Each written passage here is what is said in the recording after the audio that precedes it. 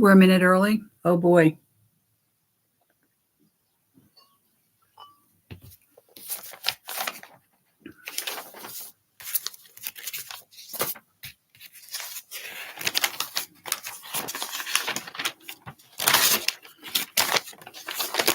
All right, there we go. We're pretty close. So, hello everyone, and welcome to an emergency episode of the show. Why an emergency? Well, let me tell you.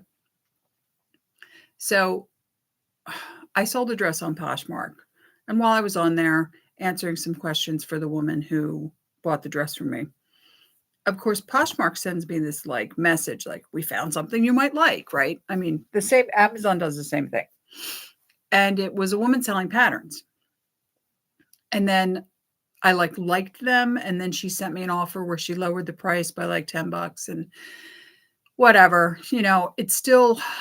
It still works out to probably over $2 per pattern for these patterns. We're going to look at them.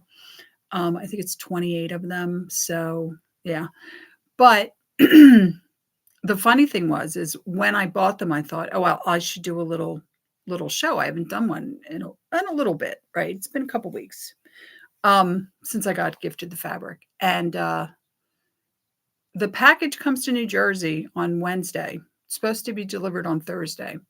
Thursday morning, I'm looking at the tracking, and it was sent to Stamford, Connecticut from New Jersey.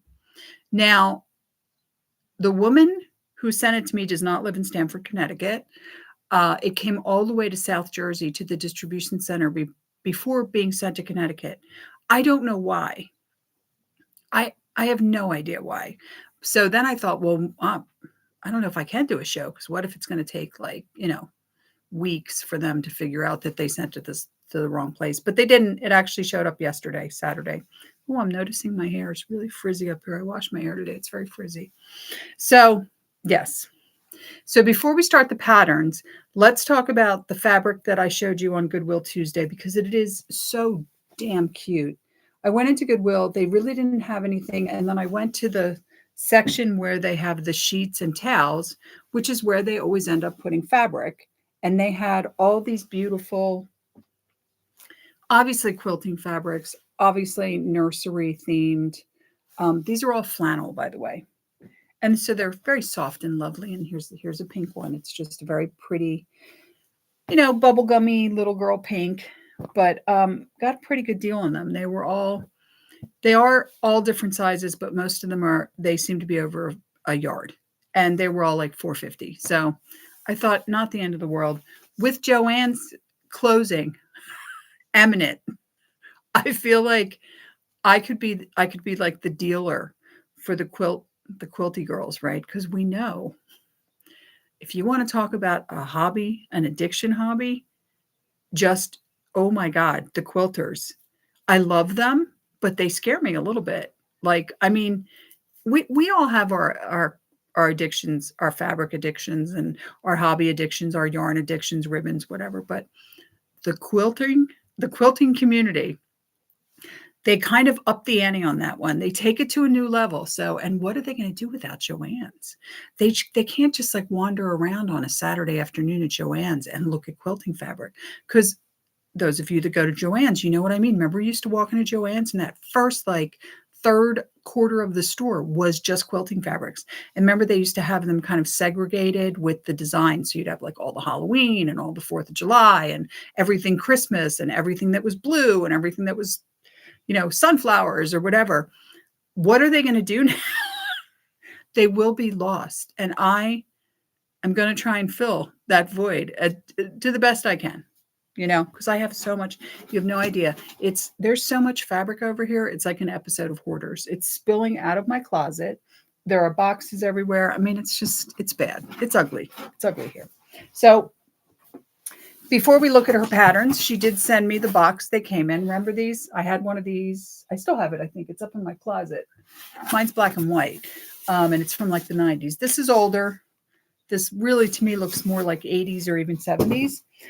But it's empty now, so I can use it. I'm going to take a sip of iced tea. Even though it's not very summery here today. It's rainy. It was sunny all week. Now it's rainy. And the temperature dropped since this morning, even the temperature dropped. So, all right. So let's start, as we always do, with things that I found in patterns. So the first thing I found in a pattern, yeah, somebody just ripped this out of the book, right? I know. Naughty girl. Just ripped this right out of the book. I have not found this pattern, though. She has some patterns that are similar, but not this specific one. This was Simplicity 9503, but you'll see a theme. She likes this. She's got, I think there were 2, maybe 3 patterns in there that were like that. There was a receipt for fabric and buttons from, who is this from? Doesn't even say. It's just a blank receipt, right? Oh, and this, a Walmart Vision Center. I don't want to show her address, but yeah, look, remember when Walmart used to mail you stuff? It wasn't just TV ads. They used to mail you stuff. Look, I know, look at those prices, right? Yeah, let me try and cut. Yeah, there's the map where Walmart is.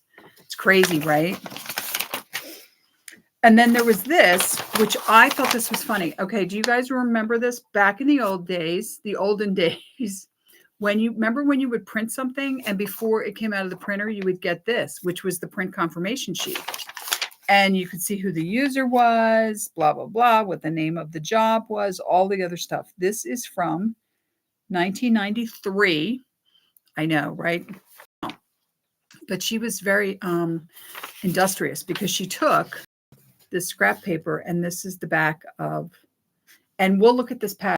This is a cut pattern, but she made only the view that has the so we'll see it in a minute. But I thought that was funny that she was that industrious and she saved those for using the scrap paper for her designs of what she was going to do. Maybe she was supposed to be working in 1993 when she did that, which is kind of funny. I would have done the same thing. I don't blame her. She probably had a boring job, right? Yeah. All right. So let's get started. You will notice a theme here. She really liked McCall's patterns. So let's start with the patterns that were not cut, which unfortunately there were not a lot of. But what are you going to do? All right. So the NYC collection. Interestingly, yeah, there's the designs on the line drawings on the back. It has like it almost looks like tap pants, but like a teddy version of tap pants that goes underneath this very flimsy baby doll dress. This dress, which there's a couple of them online, but how cool is this dress? So, by the way, the ones that are uncut are all online right now. They're all in 90s. I think there was one that was 2000s, so there's might be over in 2000s. But yeah, they're all in there for 1990. Apron dress. Yeah, there we go. Wraps around. Now, this kind of looks like what we were looking at that she ripped out of the book, but this isn't the same pattern number. And this is McCall's Not Simplicity. But it's like, it's overalls, but it's those, remember these overalls where the pants were like weirdly like palazzo pants, which I love palazzo pants, but it's weird to attach them to something, right? You know. Some Shelley Siegel. Remember Shelley Siegel? Well, I'm really curious whatever happened to her. I remember when laundry by Shelley Siegel was a big deal. This might be the 2000 pattern. Like I said, there was only one. The rest of them were all 90s. Or was it this? No, you know what? It's this one. This one was the 2000 pattern. So this is in modern patterns. Slip dress, very popular in the 90s. And, you know, obviously in the 2000s. Yeah, these are nice. These little 6 made easy. You have the different styles you can choose from. A Vogue Elements pattern for what I would call slacks, right? No pockets, a little more streamlined, like a cigarette pant, but not quite. So yeah, like women's slacks. Love that phrase. Now, one of the things that I did really like about this order, and really is what swayed me to purchase these patterns, even though she did admit that not all of them, that a lot of them were cut. She did say half, but it's not half. It's less than half were cut. You know, it's less than half. She had a ton of this particular brand. Now, if you guys remember, Style was their own company in the early 90s, and then they got bought by Simplicity. In fact, I think style actually started in the late 80s, and then they were bought up by Simplicity, but their patterns were awesome. They had great styles, no pun intended. Um, and I these are like really sought after. They're one of the patterns that I know that those patterns are going to sell. People love style patterns. They must be easy to work with. Maybe the directions aren't as wordy or they're clearer or whatever, but oh, and look at these styles. Now this almost, like this red dress almost looks maternity, doesn't it? Kind of look like she's pregnant.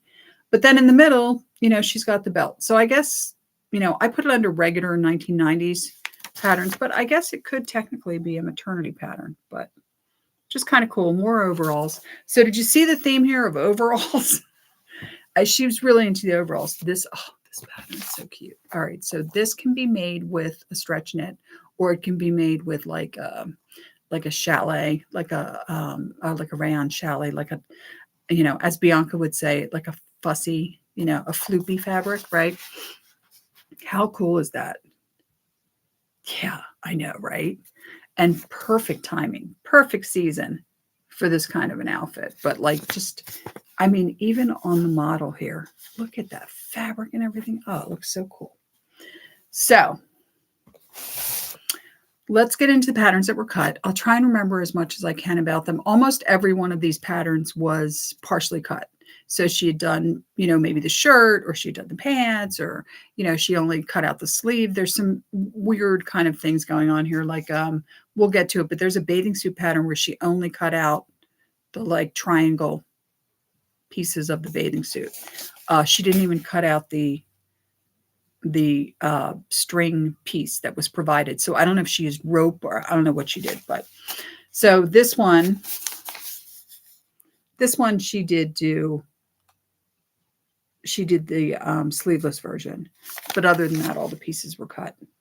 I don't mean to shame her, but she's not good at cleaning up the pattern after she cuts out the pieces she needs. So there would be like huge chunks of tissue, which, by the way, when it's a big chunk of tissue like that, I save it, because sometimes then if I'm doing a collar, or I want to create a pocket, I'm going to trace the pocket from another pattern. That's what I use. I go and get the tissue, because I have actually, like, the drafting. I have actually 2 rolls of the different drafting paper that you can use for making patterns, but I like to use the tissue. Sometimes it's easier. Then there's this pattern here. She made the 2 in the middle. So she made these 2, but she didn't cut the other ones out. So again, partially cut, which is always nice. Always nice to have a partially cut pattern. This one was funny. I was sure that this pattern was a dupe, but it's not. I don't have this. I thought I did. It looks so familiar to me. There's another pattern in here too that I thought was a dupe, that I thought I had already, but I didn't. And again, so the themes that I noticed were overalls and slip dresses. Very 90s, very 90s. I mean, really, when I look back at it now, we were all walking around basically in our underwear in the 90s. I had the most beautiful black slip dress. I had a green slip dress. I actually had friends that used to go buy vintage slips. I know if you're a vintage girl, cover your ears. They used to buy vintage slips that were always beige or white, once in a while black, but mostly beige or white. And they would like tie dye them, or just completely dye them and wear them as dresses. We did that all the time. That was a thing, which is why you started to see these in patterns, because fashion always follows streetwear.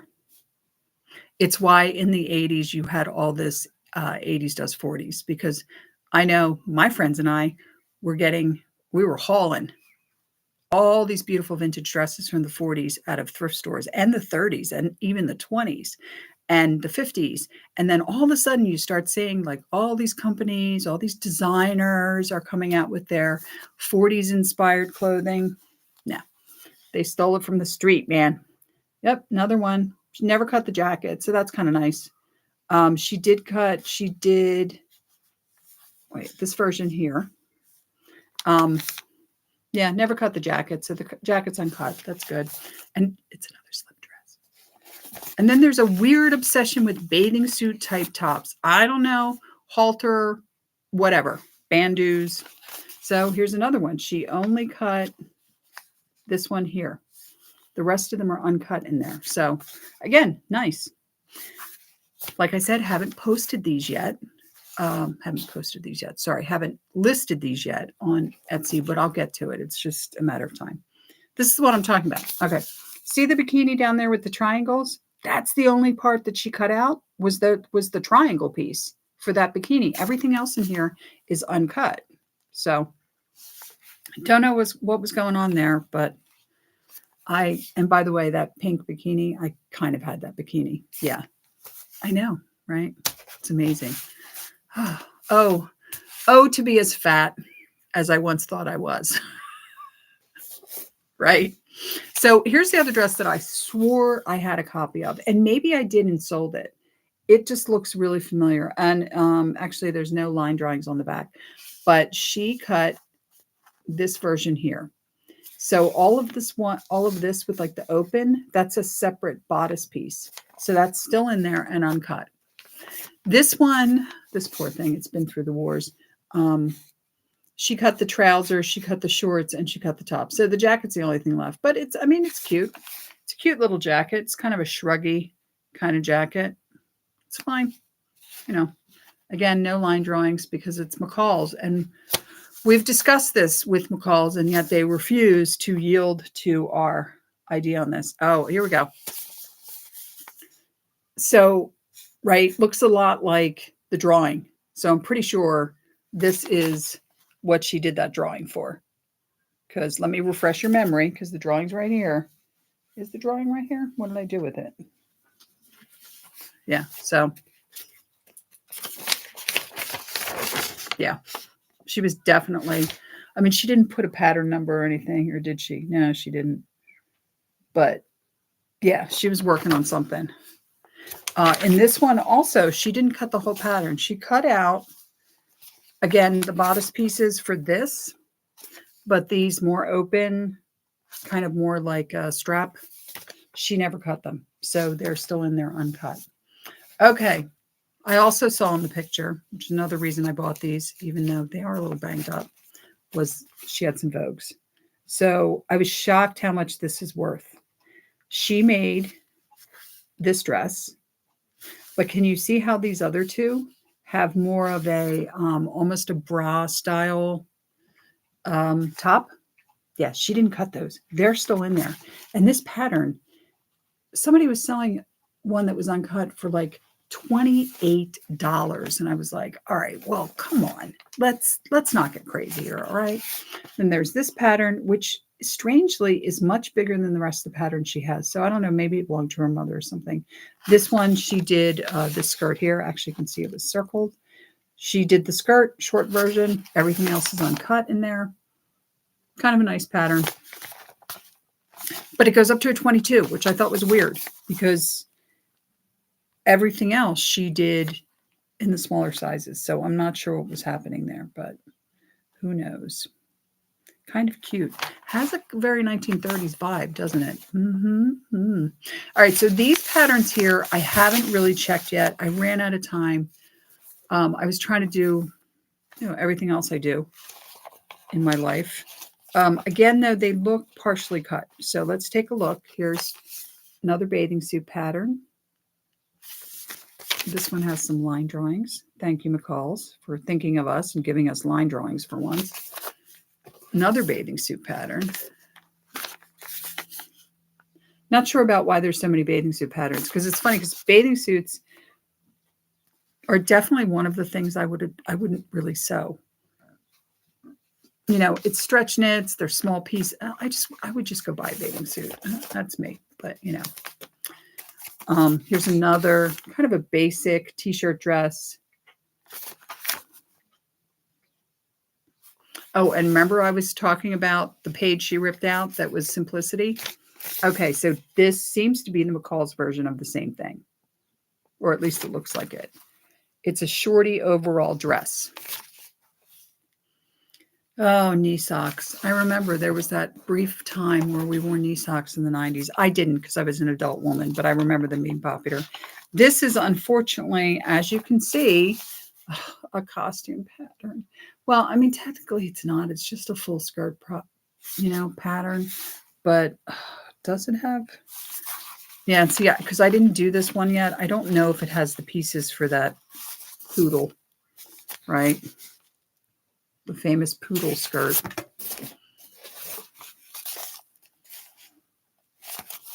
All right, more of this slip dress. Now, this kind of outfit here, I did have the t-shirt and the slip dress, which was a little more my style. By the 90s, I was in my 30s, right? So I bought a house. I was working in an office. I wasn't running around in a slip dress. I mean, the black slip dress I bought in like very early 90s. I think I might have only been about 29 or 28 when I bought that. And it was black. I bought it for the Christmas party at work. It wasn't, I wasn't wearing it on the street. And then here's just really basic pattern, most likely for stretch knits. I'm looking for, it doesn't say anything on the envelope. Maybe it does on the bottom. I don't know. But probably designed for stretch knits. It's just a basic t-shirt pattern. And that's it. So, like I said, most of these were cut, even though she told me most of them were uncut. Well, she said half were uncut. That's not true. This keeps happening to me. Have you noticed? I'm like cereal with this, right? But you would think that I would stop like buying. So let me tell you what happened today. So today, while I'm putting these patterns up online, I'm putting in the pattern number to make sure they're not duplicates, blah, blah, blah. This thing pops up. This woman selling 8 brand new patterns from the 2000s. They look like mid to later 2000s, $10, right? So I buy them. But of course, then by the time you add tax, by the time you add shipping, I'm up to $16. So now these 8 patterns, they all cost me $2 too. Even though they're new, are they patterns that I'm only going to be able to sell for $4? Like, so I'm kind of kicking myself, but I'm like, we'll take a chance and see. Because, sometimes you end up with super cool stuff like this, right? That you think, how much could this pattern be? I couldn't even find this, but I found something really similar. And it was, again, they were charging $25 for this like palazzo jumpsuit that also was kind of a slip, on top, a spaghetti strap. So who knows? We'll see what happens. So that means that when I get those patterns, so I ordered them today, so I'll definitely have them by next week because I think they will come from New York, so they won't be too far out. I will do an episode, and by then I might have more fabric from Goodwill. Goodwill has been really good about fabric lately. You guys, I bought I showed you the other fabric I bought. So you guys have seen that fabric, that beautiful pink fabric that I still don't know what I'm going to do with because it's so gorgeous. I don't want to mess it up. It's difficult, but yes. So until next week, next Sunday, which I will definitely do a video. I'm definitely going to do it at 3:00 again. I like the time. It allows me to get more stuff done during the day because that's, Sunday I do laundry, clean my apartment, stuff like that. Until then, I hope wherever you are that your weather is much better than ours. And may the road rise to meet you. Be safe out there, everybody. See you next time.